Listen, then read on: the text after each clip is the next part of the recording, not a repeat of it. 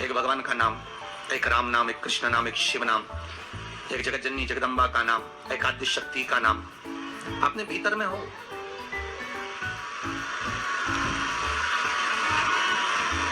और फिर जब उस परमात्मा का नाम हम इस हृदय चित्त से लेंगे, उस परमात्मा के नाम में जब हम डूबेंगे तो उसका आनंद भी तो बहुत होगा, उसका एक लक्ष्य तत्व भी तो बहुत होगा।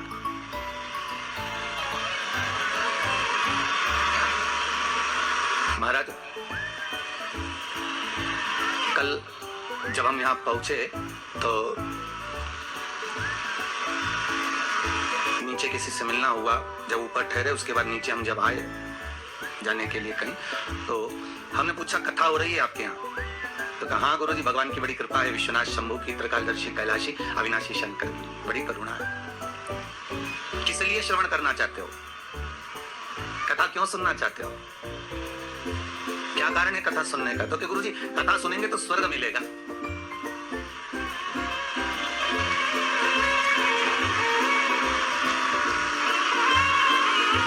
पहले भी कथा में कहा, आज फिर कहते हैं, आप स्वर्ग जाएंगे ना जाएंगे इसका कोई गारंटी नहीं है। हम स्वर्ग जाएंगे ना जाएंगे इसकी भी कोई गारंटी नहीं, ठीक है? पर इतना विश्वास जरूर है कि आप अगर भगवान शंकर का अनुमोदन कर रहे हैं, आप शिव नाम की चर्चा कर रहे हैं, आप शंकर की कथा को श्रवण कर रहे हैं, आप शंकर की कथा में डूबे हुए हैं, आप आद्य शक्ति के नवरात्रे में शंकर का अनुमोदन कर रहे हैं, आप शिव अर्चना कर रहे हैं, आप शंकर का नाम जाप कर रहे हैं, आप शंकर का स्मरण कर रहे हैं, तो यह पक्का है कि आप वैकुंठ जाएंगे ना जाएंगे इसकी कोई गारंटी नहीं है। पर यह पक्का है कि आप अगर भगवान के नाम में डूबे रहे तो वैकुंठ अधिपति नारायण तुम्हारे पास जरूर आ जाएगा, यह पक्का है महाराज। आप जाएंगे ना जाएंगे उसके कोई बात नहीं है, पर भगवान स्वतः, नारायण स्वतः अपने पास आ जाए इसका सुख है, इसका एक आनंद। तो हम दान कर रहे हैं, पुण्य कर रहे हैं, या हम कोई सत्कर्म कर रहे हैं, या हम कुछ भगवान के निमित्त हम ये सोच कर दे रहे हैं कि हम दान करेंगे तो ऐसा होगा, हमें स्वर्ग मिल जाएगा। नहीं नहीं, हमें स्वर्ग जाने की चाह तो छोड़ देना चाहिए। कहा करऊं मैं वैकुंठ के जाए, मैं वैकुंठ जाकर करूंगा क्या? वैकुंठ की चाह इस मन को नहीं होना चाहिए। मन को तो ये चाह होना चाहिए कि मैं भगवान का इतना भजन कर लूं कि वैकुंठ का नाथ, वैकुंठ अधिपति स्वयं नारायण, कैलाश पर रहने वाले मेरे शंकर, द्वारका में रहने वाला मेरा कृष्ण, गौलोक में निवास करने वाला मेरा परमात्मा स्वतः दौड़कर मेरे पास आ जाए।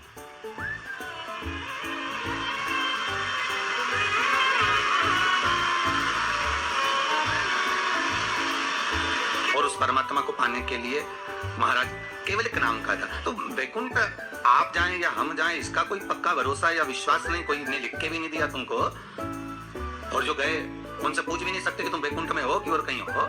कि किसी ने फोन लगाया था गए हुए व्यक्ति को कि तुम कहाँ वैकुंठ में बैठे हो कि कहाँ हो, तो कोई बताने वाला भी नहीं है कि वैकुंठ गया कि नहीं गया, ये कुछ बोल भी नहीं सकते। पर एक बात और है महाराज, एक बात और अग्नि पुराण में कहा है कि किसी के प्राण छूटने के बाद अगर दुनिया के लोग जब उसको लेकर जा रहे हो, दुनिया के लोग उसको लेकर जाते समय दुनिया के लोग अगर बात कर रहे हो कि हाँ बहुत अच्छा था, सब भगवत भजन में डूबने वाला था, स्मरण करने वाला था, दान करने वाला था, पुण्य करने वाला था, सत्कर्म करने वाला था, भगवान की भक्ति में डूबने वाला था, अच्छा व्यक्ति था, तो अग्नि पुराण कहती है ये मान लो कि वो जीव ने वैकुंठ का भाग ग्रहण कर लिया, वो वैकुंठ चला गया। और अगर किसी के जाने के बाद लोग करें अरे अरे भैया अच्छा हुआ मर गया, बहुत प्राण खाता था, बहुत तकलीफ देता था, बहुत कष्ट देता था, बहुत परेशान करता था, बहुत दुख देता था, तो समझो कि हाँ भैया वो फिर नरक ही गया होगा, क्योंकि वो दुनिया को भी कष्ट देता है,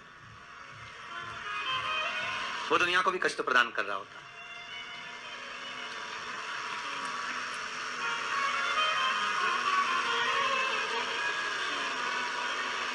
उसकी चित्तवृत्ति में,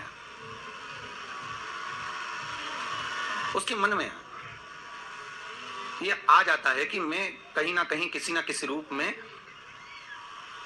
वैकुंठ जाना चाहता हूं। तो शिव महापुराण की कथा कर रही है, वैकुंठ का भाग तुम्हारे भाव में नहीं आना चाहिए कि हम वैकुंठ जाएंगे और हम वैकुंठ जाने का प्रयास करेंगे। नहीं नहीं, हमें वैकुंठ नहीं जाना, हमें वैकुंठ अधिपति नारायण को यहां बुलवाना है, हमें भगवान विष्णु को अपने हृदय में, अपनी चित्तवृत्ति में, अपने मन में आमंत्रित करना है। और जब भाव होगा महाराज, निर्मल जब भाव होगा तो भगवान को मिलने में फिर देरी नहीं है।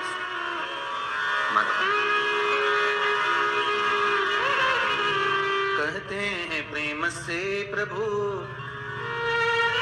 छिलके भी खा गए, कहते हैं प्रेम से प्रभु छिलके भी खा गए, शबरी के झूठे बेर भी खाते रहा करो, दर्शन के नेन बावरे दर्शन दिया कर। भाव कह रहा है, भगवान का चरित्र कह रहा है कि आपका हृदय जितना निर्मल होगा, आप निर्मल भाव से जितना भगवान की भक्ति को धारण करोगे, निर्मल भाव से आप जितना भगवान का भजन करोगे, निर्मल भाव से आप जितना भगवान को रिझाने का प्रयास करोगे, भगवान को उतनी जल्दी प्राप्त करोगे।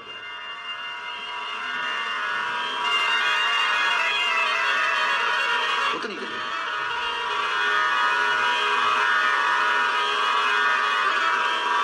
भाव कह रहा है महाराज कि ये जो भगवान ने जिज्ञा हमको दी है कि केवल इस कली काल से उबरने का एक साधन दिया, इस कली काल से उबरने का एक साधन, कली काल से निकलने का एक साध्य बना।